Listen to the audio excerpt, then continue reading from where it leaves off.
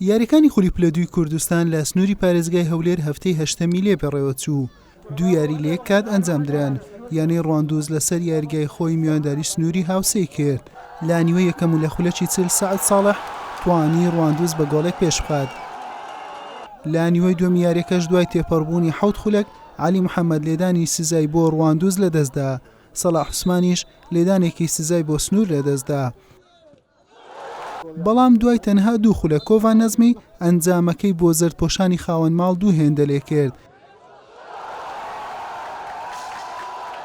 کۆڤان گەڕایەوە و لە خولەکی 65 گۆڵی سێمیشی بۆ ڕواندوز زیاد کرد. سنووریش لە خولە 65 لە ڕێگای نازم نەوزاد تاکە گۆڵەکەی خۆی تۆمار کرد.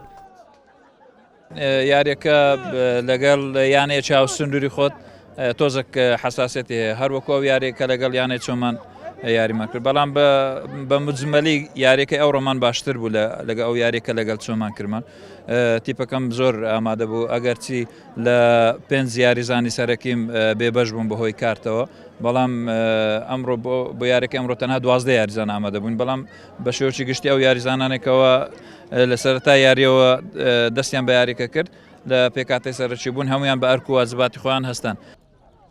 لارێکی دیکە لەسەر یاریگای بەحرکە هێرش میوانداری خەباتی کرد. هەردوویانە هەوڵی سەرکەوتنیان دەدا تاوەکو لە ڕکابەری گەیشتن بە قۆناغی داهاتوو بمێننەوە. لە خولەکی 3 ڕامیار بەنگینیانەی هێرشی بە گۆڵ یەکەم پێشخست. لە خولەکی 15 محەممەد حەمەد ئەمین ئەنجامەکەی بۆ خەبات یەکسان کردەوە. یارزانانیانی هێرش دەرفەتی ئاسانیان بۆ گۆڵی دووەم و پێشکەوتن لەدەستدا. هەر بۆیە لە دوا خولەکی نیوە یەکەم خەبات لە ڕێگای سالار سەلمان بە گۆڵی دووەم پێشکەوت.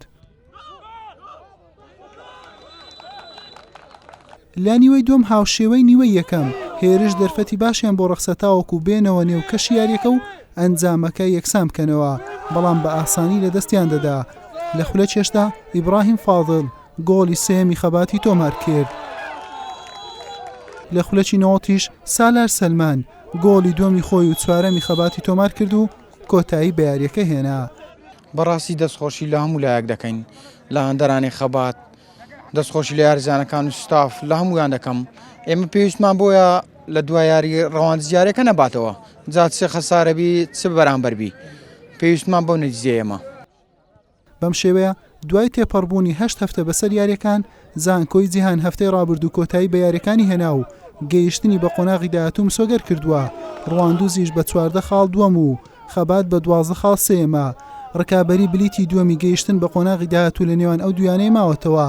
لە کۆتا هەفتە ڕواندوز دەبێتە میوانی مەخمور و خەباتیش میوانداری تەقتەق دەکات. حوسێن محەممەد کەناڵی ئاسمانی پێام هەولێر.